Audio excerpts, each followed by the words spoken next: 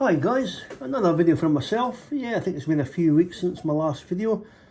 Yeah, not been having a lot of painting time lately due to work, mostly. And so, you know, and other commitments, family life and things.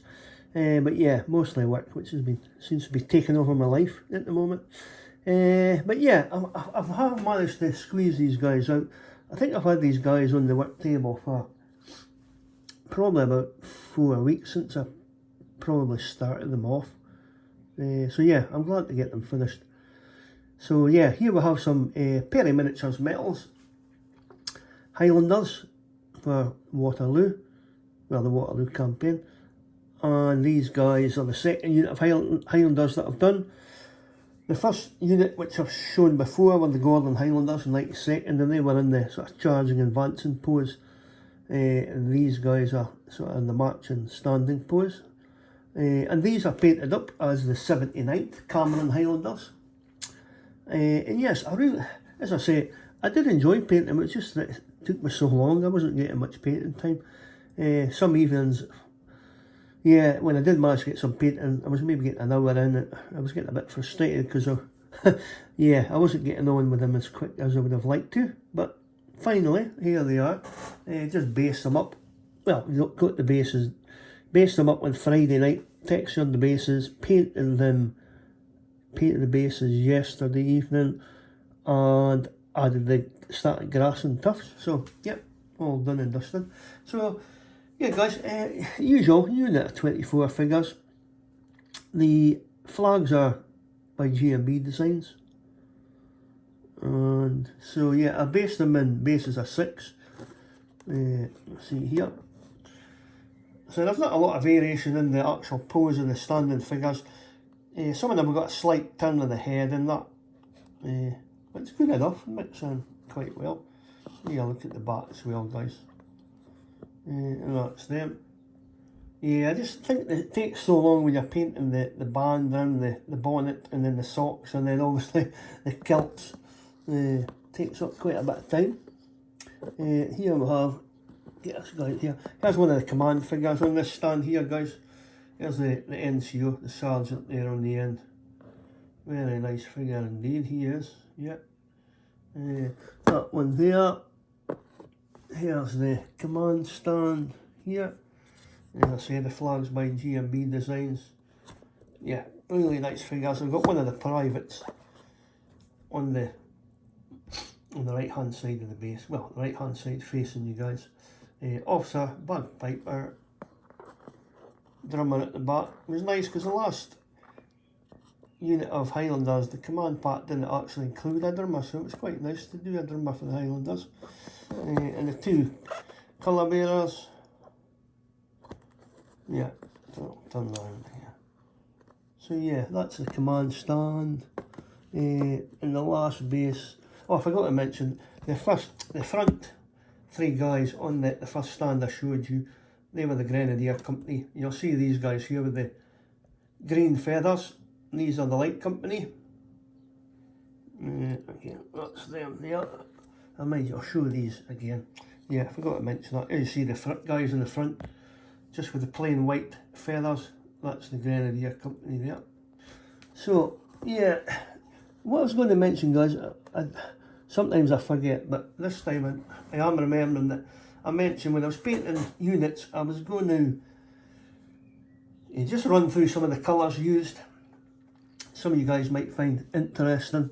And with this unit, I was experimenting with Games Workshop contrast paints, which I used a few on the horses when I painted my Confederate cavalry. The last time I did a quick experiment. I got through them quite quickly, but this time what I've done was my usual grey primer, Halford's grey primer on these figures. And then I started off by doing I did the bonnets, all the ostrich feathers on the bonnets, the backpacks, the shoes gaiters, and the cartridge pouch at the back. Now what I done was, as I say, on top of the Halford's grey primer undercoat, I actually used the Citadel Contrast Black Templar paint. and I think it worked out quite well, because as I say, it runs into all the creases, and it covers obviously the highlighted areas as well, the raised areas, but not so black obviously. The contrast runs into all the creases. So I did all the equipment with that, and then I went back and gave it a light dry brush with a, if I can remember, I think it was yeah, this one here, Vallejo model colour dark grey 166, and I think that did quite well actually. Yeah, I think I might try that with another. Yeah, not quite so good on flat surfaces, I would say, obviously the contrast, but with these figures, with all the creases and the feathers on the bonnet and everything, yeah, it seemed to work in quite well. And also the back, so it runs into all the deepest creases and gives you that shading. So yeah, that was quite good. And then for the jackets, yeah, the jackets, I actually use this one. Sorry, my finger's in the way. Yeah, again, contrast, Blood Angels red. Now, I just went over all the jackets with this. I'm trying to remember, did I thin it down? I think I just took it straight out the bottle actually, out the pot. And again, it was quite dark, which was fine. But then, when it was dry and when I was finishing off, one of the last things I do is highlight the red, just when I finish off the figures. And what I used to do that was, oh sorry, that's picked up the wrong one there. Yeah, and all I did was add a highlight of Mephisto red, Citadel, on top of the contrast Blood Angels, and I think this came out quite well. We'll just pick up one of the guys again, just see if it can, not sure how it's going to look in this camera light. Yeah, you maybe see just on the folds and the arms, the creases are quite a bit darker, which is quite nice. As I say, that's just using the contrast paint over the grey primer. It acts like a wash, but rather than putting a wash over your finished colour, it's like doing a wash before you do your highlight. And yeah, I think it saved a wee bit of time on the jackets, to be honest. So yeah, really enjoyed that. Yeah, I'll mention again that the kilts, to paint a kilt exactly the way it should be on one of these figures would be, I mean, it could be done, but no, not for me. So yeah, it's a representation of the kilt colour and design. As you'll see, it's a wee bit different from the other ones. It's got a bit of red and white and blue and green. And that, as I say, from a distance, I think they look okay. So I'm very pleased with this unit actually. So yeah, another unit done from a British Napoleonic collection. Yeah, hopefully I might get some more painting time in soon, and I'll pick up a few more miniatures and get them primed and get something else on the way.